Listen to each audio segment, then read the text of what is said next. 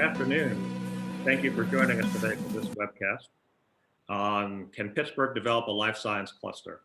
My name is Evan Facher, and I'm Vice Chancellor for Innovation and Entrepreneurship at the University of Pittsburgh. I'm also a PVCA Board Director. Before we get started, I'd like to thank the PVCA annual sponsors. We would not be here without their generosity and kindness prior to the pandemic and all throughout the pandemic. I believe that we've maintained all of our sponsors over the last year as well, so we thank them for their continued service. Programs like these are only possible because of them. And if you're interested in becoming a sponsor, please contact Micah Whitfield, the PVCA's Director of Business Development, and let her know. We have more exciting virtual events in the works. There's also a free membership for an individual under the age of 40 that comes with your sponsorship and complimentary attendance to all regular virtual events for anyone at their firm. So, next into the program.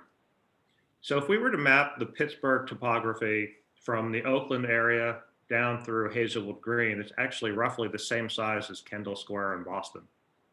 However, from a life science commercialization ecosystem perspective, we don't see Pfizer, Merck, and Moderna.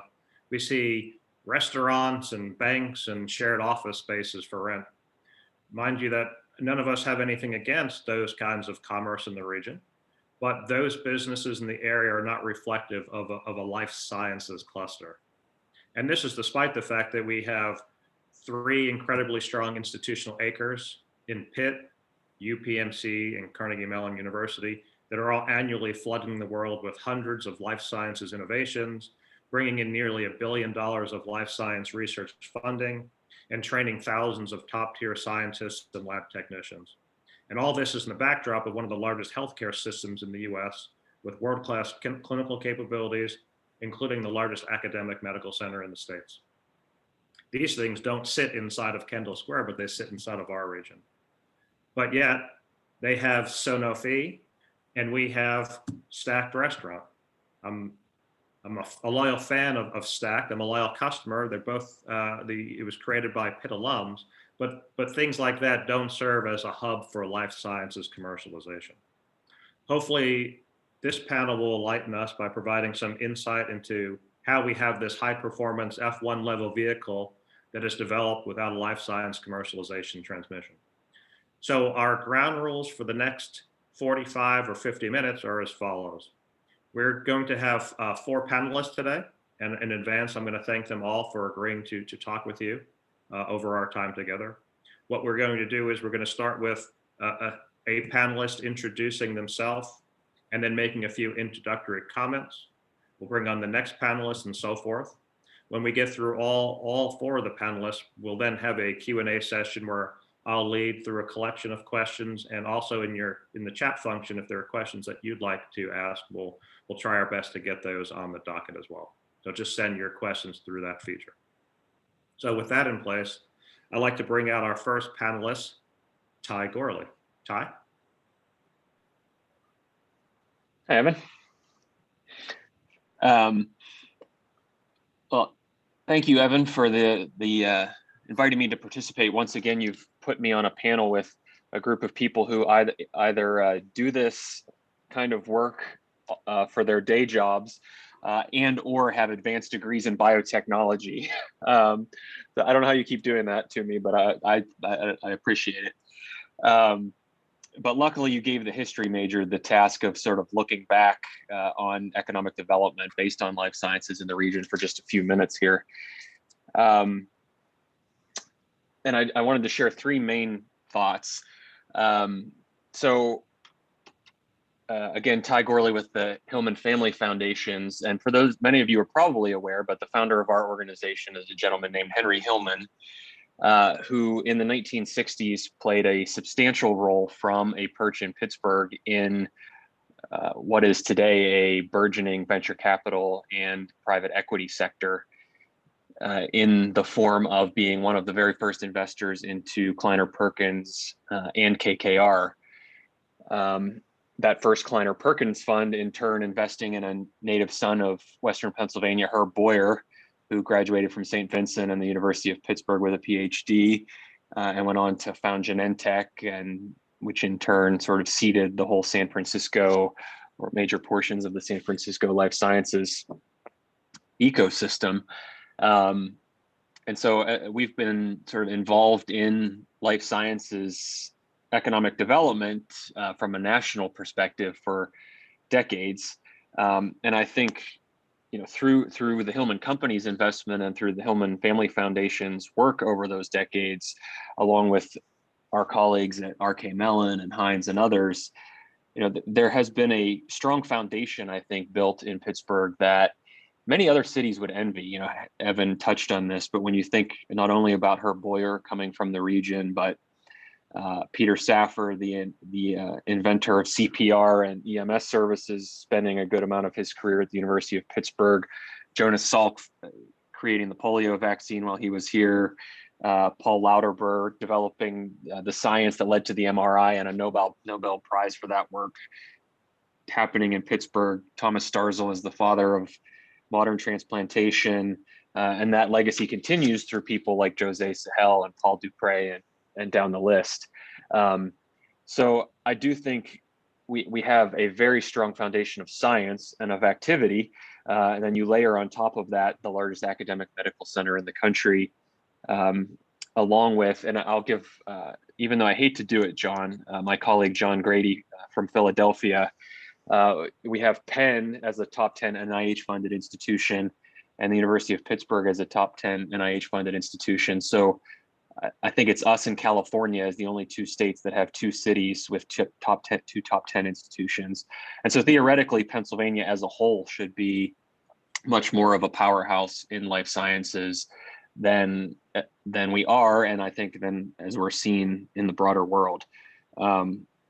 So point one, I think, is we have a lot of track record here. We have a lot of assets to build on. Point two is we at the Hillman Foundation, along with our friends at the Heinz Endowments, going back about 3 years now, funded a series of activities that culminated in a report via the Brookings Institution called Capturing the Next Economy. And that report, at the end of the day, ended up serving two purposes. One was that it validated all the raw assets and the raw material that I just walked through briefly in terms of just our sheer potential in research-based commercialization activity leading to broad-based economic development in advanced manufacturing, AI, and life sciences. And interestingly, the research team that led that work,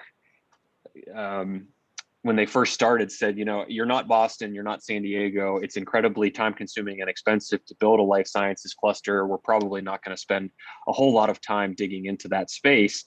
And as they got into their work and discovered a lot of the material that I just shared with you, in addition to patent output and startup creation and so on, and they said, it's still going to be a heavy lift for a region the size of Pittsburgh, who isn't already established at the level of San Diego and so on.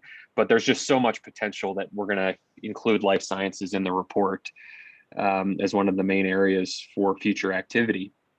And then the second thing that the report pointed out is that despite all of that raw material, along almost every measure, we have failed as a region to translate that raw material into broad-based economic development and growth. And that was a disappointing finding for many of us at the time, but also a bit of a North Star, I think, in terms of all of us redoubling our efforts to achieve that goal, and to have some metrics in place to get a sense of whether we were moving in the right direction or not. And then my last point that I wanted to share was really a few thoughts on why that finding from the Brookings report, and some of my colleagues may have other ideas, but I think there are several items that have led to the outcome that I just described. One is that while there was a time in the 1990s, people were coming from all over the country to see what Pennsylvania was doing in innovation-based economic development. We haven't been in that kind of pole position for 10 to 15 years at this point, I think. And where early creations like the Pittsburgh Life Sciences Greenhouse, the digital greenhouse, and so on were cutting edge nationally at the time, the state hasn't really invested at the level that is necessary to maintain that progress or to maintain our lead position. And so actually a second Brookings effort resulted last year in a report called Ideas for Pennsylvania Innovation that compared us to places like Massachusetts, California, Ohio, Colorado, and so on, and really underlined the lack of state investment in this space. Two, I think we've had to play a bit of catch up, and much of that has happened under Evan's leadership. I think our institutions have had to figure out how to be a bit more nimble around policies and programs to support the translation of research, and certainly the creation of LifeX and its continued leadership in this space is an important ingredient in that. And then I think, the challenge that Pittsburgh faces across all of our sectors of startup activity relative to lack of capital, lack of available talent are true in life sciences, but exacerbated by the long lead time required in the life sciences space to get to true success, and sort of the more expensive facilities and equipment that are often required to serve those companies. And we don't have, as Evan mentioned, Procter & Gamble like Cincinnati or Pfizer like Northern New Jersey and so on, who is subsidizing a lot of that activity from sort of a corporate standpoint. So we don't have quite all of the pieces of the puzzle in place to the degree that we need to fully realize our potential. But I think just having this conversation today points to the fact that a lot of folks are thinking about how we get there. So I'll pause there, Evan. Great. Thanks, Ty. Sure. So next up on the panel is Charles Firneno. So Charles, come and join us. Hi, thanks, Evan. So first of all, it's nice to be here. I'm an outsider to Pittsburgh, but spent, a good year there looking at this very question in 2019. And it's a fascinating question. My background is 25 years in bulge bracket consulting at places like Deloitte, Accenture, and Arthur D. Little, always in life science, always on the question of innovation. And in between those gigs, I've spent maybe another 5 or 10 years building or investing in life science companies. My connection with Pittsburgh is having managed a project that looked at the very question of the viability of a cluster, much in the mode of the two studies that Tyler described. And we came up with all of the same conclusions. And it echoed what I learned when I led a similar project in New York. New York State is always in the top 3 winners of NIH grants, always in that $1 billion to $2 billion category as a state, along with Massachusetts and California. But while Massachusetts and California average $2 of venture investment per dollar of NIH grants, New York State averages 6 cents. So it's become kind of a specialty for me to figure out why, life science clusters don't arise in these really fertile areas. And I will, and I'll confirm again, what's been said about Pittsburgh. You are uniquely fertile, even in that company, even in the context of, San Francisco and Cambridge. So, we got to go back to the question of, what makes a cluster, what might be the obstacles you're experiencing. And what's different from those kinds of places. It's funny that I didn't know. I love learning that Herb Bayer came from Pittsburgh. I love that he literally created the South San Francisco cluster, and that he was from here. What's different is the time. So clusters are cluster strategies of innovation, especially in the life sciences, are extensions of what we call social network theory. And social network theory should be familiar to everybody now because everybody is part of some network. Most social networks are virtual, but originally social network theory studied clusters because they put nodes like smart people in good proximity to each other. And the theory was, which has been proven, that when you put a lot of smart people close to each other, you almost don't have to do anything else. That there's this serendipitous cycle of innovation that goes on, even if they're working on different projects. If they can bump into each other on baseball fields or in coffee rooms, you get the kind of innovation that we saw in South San Francisco and in La Jolla, especially in life science, and then later in Cambridge. So why not Pittsburgh? Pittsburgh's no colder than Cambridge, so and no more spread out than Cambridge, as the comment was made. It's about this, as Evan described. But things have changed in life science, and the need to develop clusters now aren't just geographic. They're just not a question of proximity and facilities anymore. So the old formula was a lot of smart people, a lot of cheap real estate, hopefully some empty warehouses to convert, and you could almost depend on something popping up, whether it's the molecular diagnostic business or the monoclonal antibody business, or genomics, which is what is driving Cambridge these days.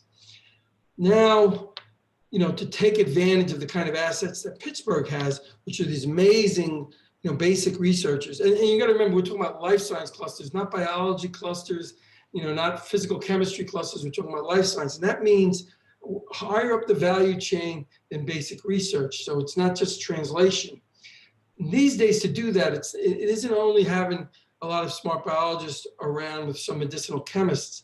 It's rearranging more of the value chain.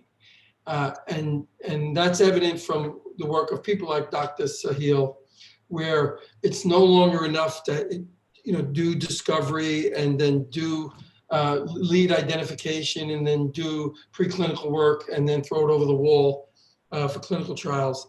Now, especially with the kinds of modalities we're talking about, targeted TKI-based therapies, gene therapies, cellular therapies, you have to own more of that value chain.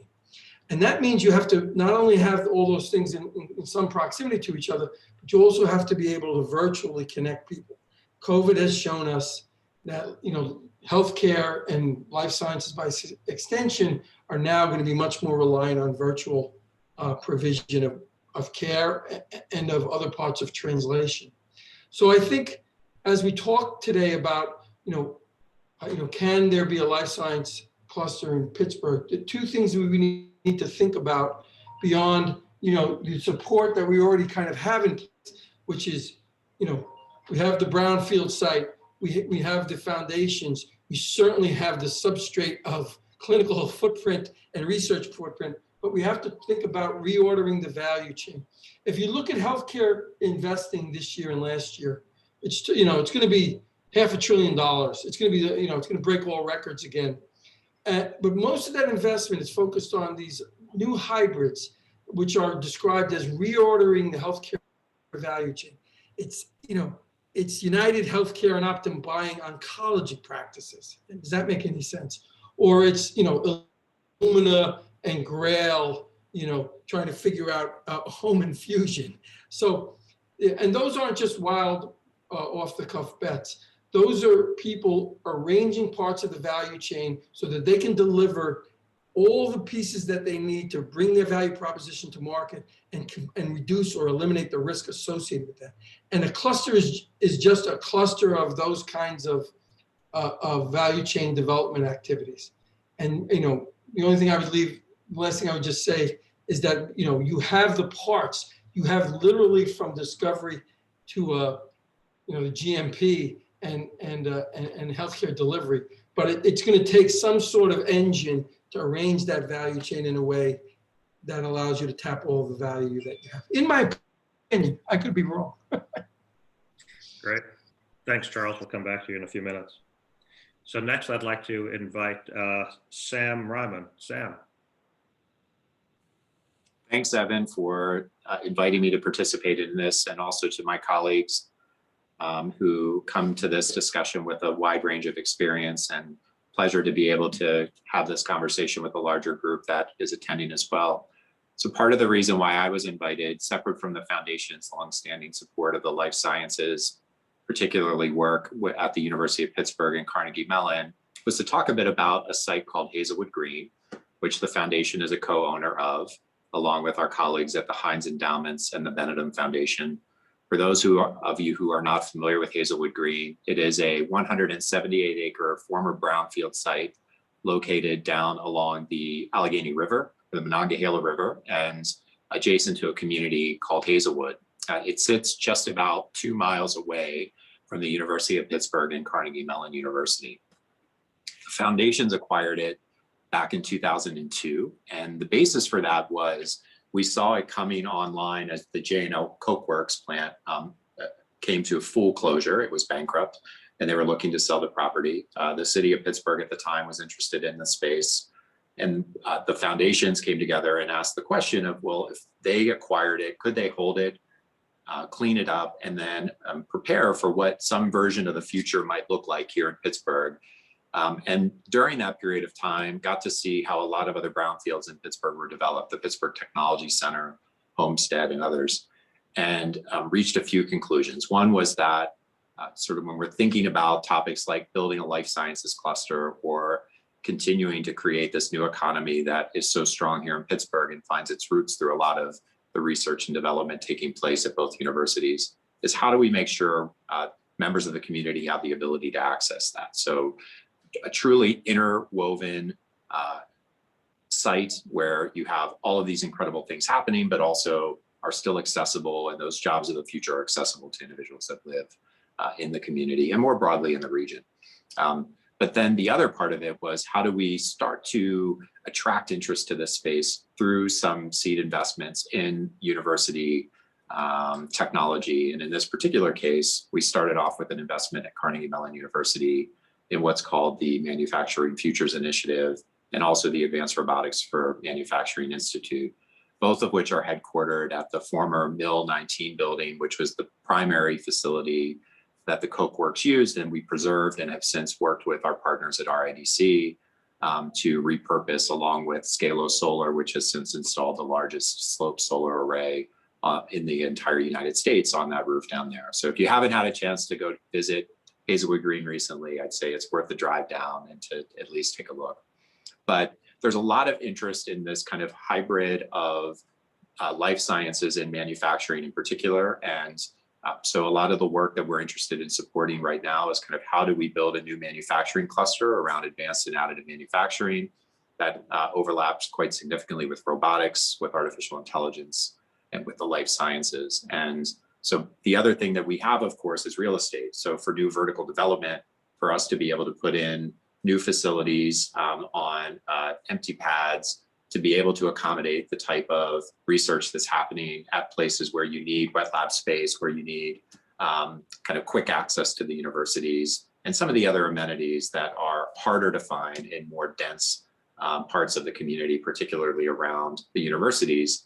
Though not to say that there isn't a tremendous amount of really positive work happening in the Oakland corridor, which you'll hear more about later, and that my colleague Ty referenced in particular through the work that he is supporting with our colleagues at the Heinz Endowments through the Brookings Institute report. But part of what we're really excited about is the way in which all of these communities that in Pittsburgh, we tend to dissociate from one another and say, oh, well, that is Hazelwood or that is Oakland. And to Evan's point earlier, if you think about the geography of Kendall Square in Boston, kind of the proximity of those two places, all of these different sites we're talking about are really the same geography in terms of the distance from each other, the overall mileage and separation. And so we feel like we have this natural advantage in Pittsburgh where we can think about this as a collective whole, understanding these different locations have their own identities and have their own challenges in terms of parking or transit access or some of the other elements, density and difficulty kind of building a particular type of building. But we think we're ready with kind of all this inventory to take advantage of all the fantastic, incredible work happening at the University of Pittsburgh around the life sciences, but also at that intersection where we know the partnership between both Carnegie Mellon and the University of Pittsburgh is essential for us to further establish our presence and brand nationally as a life sciences cluster. And I'll stop there, but look forward to answering other questions that you might have later about Hazelwood Green or the foundation's interest in this space. Great. Thank you, Sam. We'll invite you back in a few minutes as well. So the last participant on our panel is John Grady. I'll let John introduce himself, but for those of us that are located in Pittsburgh, the one caveat I have to make is John is in Philadelphia, so Yeah, and I can't hear either the cheer or the groan, so I'll imagine what it is. But thanks, Evan, and this has a little bit of a feel of like the old dating game show where like you would bring the bachelors around, around the curtain one at a time. I appreciate the chance to be part of the discussion, and it's been great to hear kind of the initial introduction. As Evan said, my name is John Grady. I am a Senior Vice President and Regional Executive for Wexford Science and Technology. I joined Wexford about a year ago, and prior to that, my sort of about 30 years of my career have been focused around public-private development, involving real estate, small businesses, business attraction, and community development finance. And most of my career has been in Philadelphia and certainly in the region. And so over this last year, to have the opportunity to join a company like Wexford, who's focused very much around innovation, as a private development company, we have a little bit of a unique view of innovation and development, in that we look for opportunities to build relationships and opportunities to grow ecosystems. We're not a developer that just kind of buys and sells buildings. We don't travel around with an investment portfolio. We really look to identify communities where, number one, we can build a relationship with either a university or an academic medical center or a research institution that has a strong desire to externalize and share its innovation assets. And we become a partner in that process through real estate development and through establishing a set of kind of innovation elements that we think are important to success in these communities. We can talk a little bit more about those kind of conditions and those elements, but where that has led us is over the last 15 years, we've developed or are in the process of developing almost 9 million square feet of facilities. Our developments tend to be mixed use developments that connect the university to the private industry world, and vice versa, connects the private industry world to the university. And some of the comments earlier about ecosystems and about clusters and kind of the bumpiness of how clusters emerge, we think those connections are really important. And where that has led us in our work is we're not in San Francisco, we're not in Boston. We're very much interested and comfortable working in communities where these partnerships are really significant and important, and they tend to be important to the community at large from a transformation perspective, from an economic growth perspective, and from the perspective of thinking about the future of a community. So it's taken us to places like Philadelphia and St. Louis and Providence and Baltimore. We're working in an early stage on a project in Cleveland. We're in Arizona. We're very much in what people might think of as the second tier, right, of innovation communities. And that's, I think Pittsburgh fits really squarely in the center of that, right? A lot of the things you heard talked about earlier in terms of some of the assets that are here, in terms of institutions, this emerging opportunity to kind of externalize a lot of those assets. And for a company like Wexford, we really focus on how do we build those right partnerships. The image behind me is our first project in Pittsburgh, up on with the University of Pittsburgh as our core partner, where we're developing 250,000 square feet of space for some of Pitt's premier researchers in immunology, in oncology, and in transplant sciences. We're building an additional 100,000 square feet there so that industry can engage directly with the research community. And in the conversations we've had with Pitt as the partner, a lot of it is now starting to revolve around what are the other elements we need to add from an innovation perspective, right? How do we bring programming and network building and the capital community into this space? How do we create an access pipeline for very small companies at an early stage of formation to step out of the university and begin their commercial kind of exposure quicker and fast? And how can that space become a pipeline to support their growth, all the way through to, full commercial success? So as a developer, that's kind of the headset that we wear. We tend to get involved in these partnerships, and they tend not to, they don't happen overnight. It takes time because you want to build a relationship and you want to understand each other's objectives. And then once that strike point reaches, the ability to really take advantage and accelerate growth. I think, I point a lot to Philadelphia, probably because I sit in Philadelphia, and partly because we've had a lot of success with our development in Philadelphia. And as a longtime Philadelphian, I would say, Pittsburgh is very much where Philadelphia was not that long ago, with our major institutions, University of Pennsylvania and Drexel and Children's Hospital, really in the last 10 years, massively accelerating commercialization. And lots of reasons for that. We can talk more about that when we're in the Q&A piece. But as a company, and from my perspective, the magic is really in finding these partnerships and being able to deliver space and quality space that supports the growth of the system. Great. Thanks, John.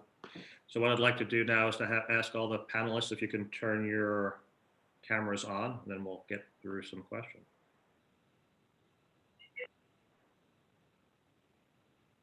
All right, so the first question I have actually is going to go to both Ty and Sam, since you've been in the region and you've been doing benchmarking for quite a period of time. So it's probably over 15 years ago with the establishment of the Pittsburgh Life Sciences Greenhouse that the region really started to have a focus on incubation, acceleration, commercialization of life sciences-based technologies. But yet it doesn't appear as if we've made much traction on the commercial side of the world. Can you give some thoughts on kind of what you found out through your benchmarking of other regions, what you know from this region specifically related to? So why do you think that we haven't made as much progress as maybe it would have been nice to over the last decade and a half? So maybe I'll turn it over to Sam first, if you want to start off. Sure. Yeah, I think I'll go back to the history major here, which is Ty, and sort of referencing what's the role of a Herb Boyer in these types of discussions. And, I don't want to take anything away from a single one of the life sciences entrepreneurs in this region who's committed to building a business here and has incredible technology. I think where that type of lightning strike truly defined an area that had not prior had kind of that established, entrenched talent around the life sciences in a way that I think we're all striving to have. So how do we get that type of massive success where talent then starts to spill out from there and leads to a whole series of new startups that are created? And so much of this is chicken and egg, and the foundations often find themselves in the space of trying to address market failures and to then exit out of that system so that we don't create inefficiencies in the way that capital moves around and talent makes decisions. And some of what we've tried to do is to provide the seed funding, the physical space, support for research and development at the university level. And I'll defer to Evan to speak on behalf of the university as far as changes in their practices to make it easier for some of that R&D to move outside of the university walls and to establish a real foothold here in Pittsburgh.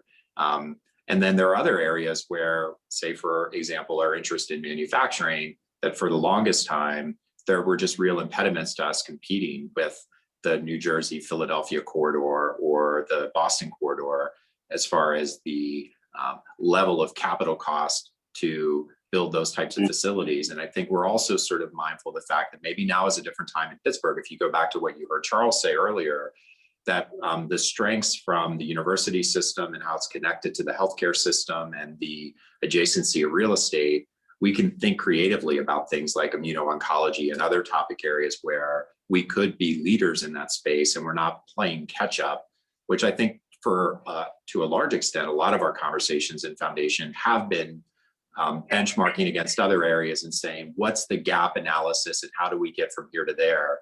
I think more and more the conversation is about what are the unique strengths that exist in Pittsburgh and how do we make that our story?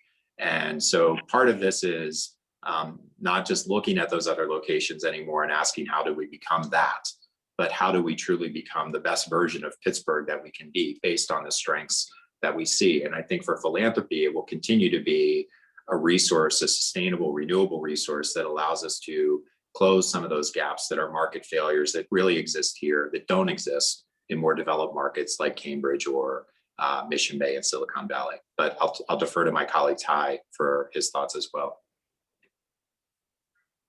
Yeah, no, thanks, Sam. And I would very much underline Sam's point about figuring out where we have the potential to be world-class and world leading and really focusing our energy there.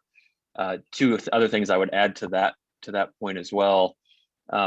One, back to something Sam said in his remarks, I do think there's a bit of a real estate geography play that we haven't fully capitalized on over time the way that some of our peers have. And when you think about sort of the line between the New Vision Hospital in Uptown and the Hillman Cancer Center / Bakery Square in the East End, with Phillips moving into Bakery Square and so on. And then, of course, you have Hazelwood Green and Oakland in sort of the center of that broad geography.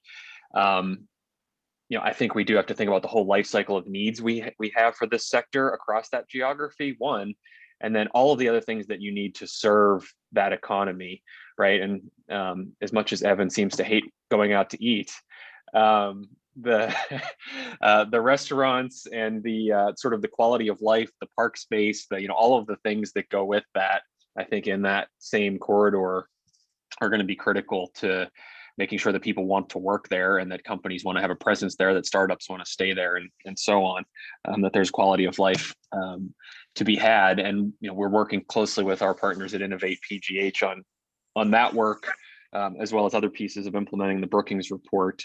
And then just one other thing, I tipped my hand earlier, but I do think it's going to be difficult. It's probably not going to happen soon, but we have to have an engaged state strategy and government, I think, to really,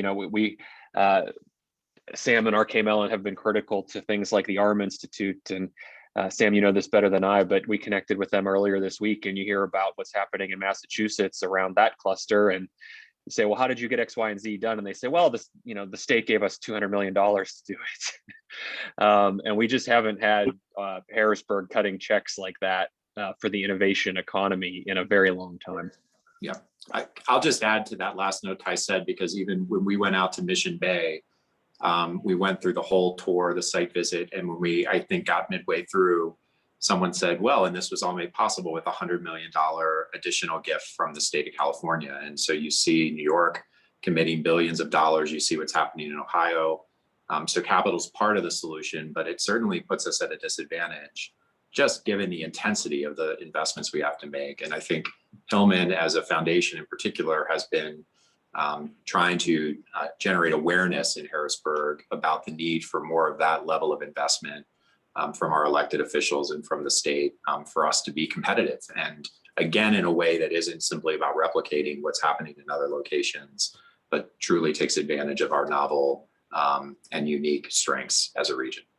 Well, just to add quickly to that point, I'm not sure if folks saw the announcement overnight with the Columbus Innovation District that's going to focus on gene and cell therapies. Included in that was over $100 million of state funding to help move that forward. So was someone else going to add? John, were you going to add a point? Oh, yeah, I was just going to reinforce a couple of things from sort of sitting outside of Pittsburgh most of the time. Number one, it's pretty amazing to see an engaged philanthropic community support this level of investment in economic growth.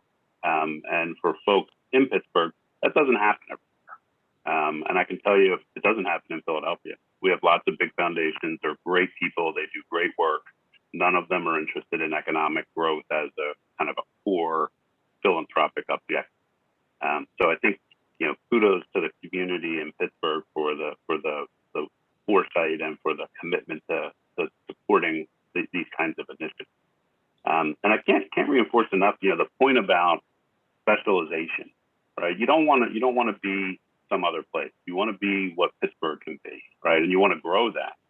And Charles talked in his opening remarks about cluster theory, and I think one of the underlying elements of cluster theory is you have to be good at something, right? You can't just kind of put a bunch of people together and something's going to happen. And to really, as you start to see the future of a lot of life sciences moving toward cell and gene therapy, there's really significant academic research assets in those areas that make Pittsburgh not necessarily unique, because there's lots of places where cell and gene therapy is going to be important, apparently in Ohio too. But you have real assets in that area, and attracting talent and driving the culture that you're moving from kind of a basic research focus toward commercialization. And what's interesting, I think, a city like Philadelphia, which has similar really deep strengths in cell and gene therapy, and is probably only a couple of years ahead of where Pittsburgh will be soon in terms of companies coming out of that and FDA approvals coming out of that. But the culture is what drives that, and the culture around curing disease and the culture around advancing quality of life is what's really going to be different. And I think that's one of the elements, again, coming in a little bit from the outside that you can push on. And I agree completely about the state strategy, and sitting in southeast part of the state, I would be happy to raise my hand and say I'd love to help find a way for the two regions of the state where all of this activity is happening. And I think ultimately we have to define an agenda for the state. I don't think we should spend a whole lot more time waiting for a great idea to pop out of Harrisburg.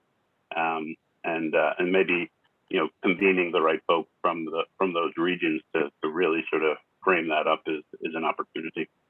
So Charles, I question for you. So oftentimes what people say is all we need is early stage funding and talent. I'm certain it's probably more complicated than that. For we've got institutional anchors, but we need more than money, and we need more than the right people. Can you walk through some of your thoughts from having studied the region pretty intensively? What else is needed beyond just talent and the funding? I assume we need more than just early stage VC money and talent. Yeah, and it progresses on everything that was just said, including what John said. And so I'll go further and say that not only you have to have people who are good at something, each really successful life science cluster founded an industry. South San Francisco founded the monoclonal antibody industry. That's an entire industry with, $500 billion in sales to date. La Jolla founded the PCR NGS sequencing industry where Illumina lives, that dominates every aspect of life science now. And the Broad and the Whitehead that preceded it in Cambridge founded the genomics industry. So you've got to do more than just even get a bunch of, even to do what Philadelphia does. And I love Philadelphia. Before I went back to school, I used to do real estate development, John, with Willard Rouse and Ronnie Rubin. So that's how old I am. But even Philadelphia is not a life science cluster in that sense, okay? It's closing in on it on cellular therapy with Carl June and the gang, but they're not quite there yet. But we'll take it. So that's what's got to happen. And to do that, you need all of the components that have been talked about so far, but you need one other thing, it's kind of like a leading indicator, and that's the establishment of a seed entity or a consensus organization. It was the predecessor to Genentech in Mission Bay, and it was the predecessor to Thermo and Illumina in La Jolla, and it was the institutions I mentioned in Cambridge. So, when I was down there and I met the astounding Dr. Sahil, my momentary, my off the cuff idea was just, put it all around him and create a GMP center. And that was the idea, because you had all those pieces. But it's going to be, and I'm not being glib, I actually looked hard at that. It's going to be something like that. There's going to have to be a concentration of resources on, the advantaged opportunity to lift it above the fray and make it a magnet for the cluster. And that means, I believe, and this is what's even beyond what any of those other clusters had to do, I believe you're going to have to, as John said, and Ty and Sam implied, you're going to have to marshal the resources much deeper forward into the value chain. So, Carl June can manufacture his own cellular therapies, as can Dr. Sahil almost, but you're going to have to do a little bit better than that. You're going to have to help manage the risk around using cellular therapies. They cost $500,000 a dose. You're going to have to, think about how they get approved, but also think about how they get adopted. And Pittsburgh is better positioned than Philadelphia to do that. It's, you have an entity that owns 4 million lives and insures them. You really do own the entire value chain. And it's highly concentrated. But the big problem in Manhattan, the reason why Manhattan only recently starts to become a life science culture, is because we have what's called autarkic institutions. That means even though they're right next to each other on the East River, Memorial Sloan Kettering will not talk to the Rockefeller University, even though they were funded and grew up right next to each other with the same money and the same co-appointments for all their staff. And that's one of the things you're going to have to deal with when you have the kind of renowned institutions that UP is and UPMC is and Carnegie Mellon is. Very hard to align them. I'm talking about it in a very concentrated way. I'm sure they all at the broad level, but try to align them to reorder the value chain. And, that's a challenge. It's not impossible, but it's a challenge. John, a question for you related to, so that picture behind you is a fairly significant investment that's being made in infrastructure in Pittsburgh, not only on the research space side, but there's also, I think, over 100,000 square feet for corporate partners. Why did Wexford choose Pittsburgh? And then talk a little bit about the kind of the bet that you're placing on the unoccupied space getting occupied. Yeah, and I think some of it comes off of what Charles was saying, and I think this notion of the institutional kind of infrastructure that's here, and everybody commented on the boxes that get checked pretty quickly, right? About there's government research funding, there's strong philanthropic support, there's a research talent pipeline. What's kind of interesting, I think one of the opportunities in Pittsburgh is, do you take the unique strengths of Carnegie Mellon as the #1 software engineering program in the country, and do you take the life sciences strengths of Pitt and the clinical strengths of UPMC, and does the future of cell therapy and its integration with artificial intelligence, both in the clinical process, in the research process, and in the manufacturing process, that should all happen in Pittsburgh.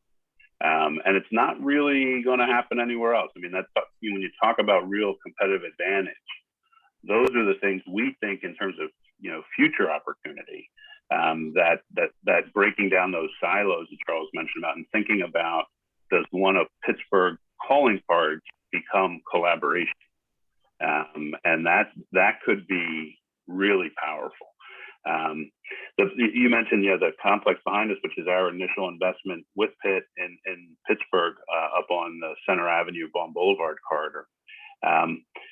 It's classic for us. It's a couple of years of conversation about what Pitt was looking to accomplish in its research facilities, and really upgrading the quality of the research facilities to support the continued growth in the acquisition of research talent and student talent, right? That's a core objective here. So redeveloping that old Ford assembly plant and really bringing new life to it in that neighborhood, and then adding a little over 100,000 square feet of new space. For us, it's about building purpose-built facilities. These are lab facilities with all the infrastructure a lab company needs. And part of that infrastructure is we will have small suites available for people. So when they're coming out and they're 2 or 3 people, and they're still kind of just getting past proof of concept, they need to have these access to these kinds of facilities and these kinds of people to grow their businesses. And we think in Pittsburgh, obviously the market has gotten used to converting office space to labs, and that's a tough process, and people have kind of earned their stripes by doing that. And I think that's what any developer really looks for is, why wasn't this happening a while ago? Well, part of it is you didn't have a big pharmaceutical industry that left behind a bunch of lab buildings that could be converted, right? So you had to start with converting office space. You had to prove that somebody's willing to pay, $50 in rent to be able to cover the cost of infrastructure in these buildings. And if you go to Boston, they're paying, or Cambridge, they're paying $100 in that rent probably. So it's that incremental kind of building out of the supply and demand that's necessary to prove these things out. And like I said in my introductory comments, that really starts with, is there a culture on the institution's part and in the ecosystem to do this?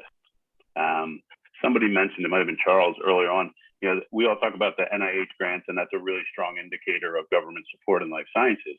But if you look at those top 10 institutions, there's quite a few that are just not, they're not necessarily well known for being commercial entities, right? And that's where it gets really into, I think, this notion of the culture in that institution that's receiving these grants, that's recruiting the talented faculty, and that has an objective that includes something other than the basic research outcome. And that's really that's why we're up on Center Avenue, and that's why we're developing that facility. We see that happening here, and we see an opportunity for it to accelerate and grow. Right. Thanks. I'm going to turn to, we have about 8-9 minutes left, so I'm going to start moving to a couple of final quick questions. So I'm going to start with you, Ty. So if you had one piece of advice to provide the senior leaders across Pittsburgh that are involved with trying to determine the strategy forward from a life sciences cluster view, what would that piece of advice be for them? What do we need to do? It's sort of the recurring theme of today's conversation, but I do think we need to find a way to stitch the pieces together. There's a lot of really good stuff happening, and maybe more now than there has been in ever. But it can feel a bit disjointed still. And I think particularly in the life sciences, we have to figure out a way to really stitch the key components together and make it a compelling single narrative and be able to sell that to the world. Charles, I'm going to actually ask you the same question from someone who studied the region but is located out of the region. What is if you were sitting here with all the leaders of Pittsburgh who are focused on this, what's the one thing that you would emphasize that they need to focus on? Yeah, it's another way of saying what Ty said, which is, don't take a portfolio view of this. Make a bet on something and stitch all those pieces together onto that bet.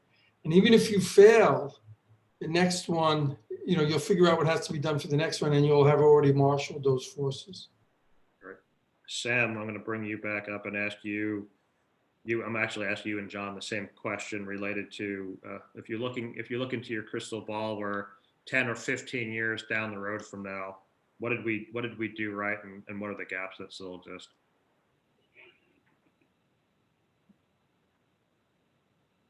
We go first, Sam?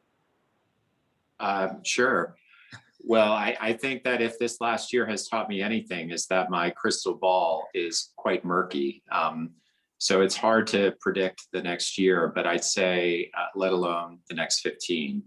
But what I do know is that there are improvements. If you look at the trajectory of companies that are located here, the support that they receive, the level of investment happening from UPMC and from Highmark Allegheny Health Network and the other healthcare systems here, the way that's become more integrated with the research, and then certainly the level of interest from the real estate experts who see that same opportunity and are asking the question of how do we begin to build out the infrastructure that you need to make this type of cluster work. So I think that 15 years from now, it's like all things, the energy of this group and others who continue to invest their time and resources and enthusiasm will bring order to the universe, and there will be less chaos. And hopefully, to Charles's point, there will be some big investment, a bold investment in some level of specialization that is truly a Pittsburgh-based cluster. And what that is, I think, is the big open question. There's certainly lots of leading candidates for what that could be. And, we can make some of those projections today and make good, educated investments based on what those are. But we also have seen from COVID just how quickly things can change, and some underlying expertise that we have all of a sudden could become relevant overnight.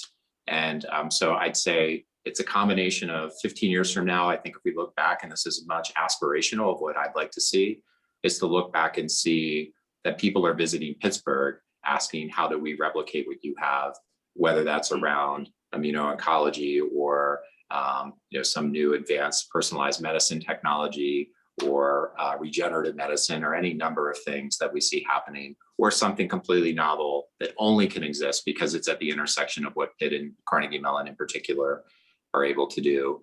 I think to be able to look at companies that have established a foothold here and are hiring thousands of people as a result of that, and creating opportunity for the region unlike anything we've seen, and tapping into the strength of the biotechnology industry. And then I think also for individuals to kind of spin out of those companies and start their own thing. And it doesn't have to then be just kind of in this narrow field, but if you want to start a health IT company, or if you want to start a medical devices company, that somehow all those things then become easier because the talent and the capital and those other things are looking at Pittsburgh and they're here. But I am mindful that that's aspirational. The crystal ball is harder to navigate these days than it has been in the past. But I feel more excited about this space than I ever have in the entire time that I've been in this region working in this field. All right, thanks, Sam. John, same question to you. Yeah, and great answer from Sam. But I focus on maybe two things that he mentioned. One is, in 10 or 15 years, if Pittsburgh is known as the place for collaboration in discovery, that's going to be a huge marker for Pittsburgh. The second thing is, I think that if Pittsburgh is known as a place that you can not only start a company, but that you can grow a company. And I think that, a lot of that relates to growing the talent base from, not just the kind of R&D early stage, but being able to know that I can come here and I can start a company here and I can grow it here, and not have to worry about it. And I think that, the initiatives that are in place these days around talent growth, and around supporting more and more collaboration. And I think, specifically this idea that these enormous strengths in artificial intelligence, software, and clinical care, customer data, and life science research, they have to produce something that's greater than the sum of the parts. And that's, I think, what will propel us forward as 10, 15 years. Perfect. Well, thanks, everybody, especially the panelists, Charles, Ty, John, and Sam. Appreciate your willingness to be here today. I think that there was certainly a great deal of insight on the question of the day, and also I think a lot of food for thought for those of us in the region and also those outside the region. I'd also like to thank everybody who attended the event today. We will send a survey link email to you following the webcast so that we can get feedback. It's greatly appreciated as we move forward with relevant virtual programming to make sure that the PVCA is providing content that you are interested in. The next PVCA virtual event will be our new entrepreneurial education series, and that will take place on Wednesday, March 17th and Thursday, March 18th. Please watch your email for further information, and we hope that you'll join us. Again, thank you for joining us today, and have a great rest of your week. Take care. Thanks, everybody.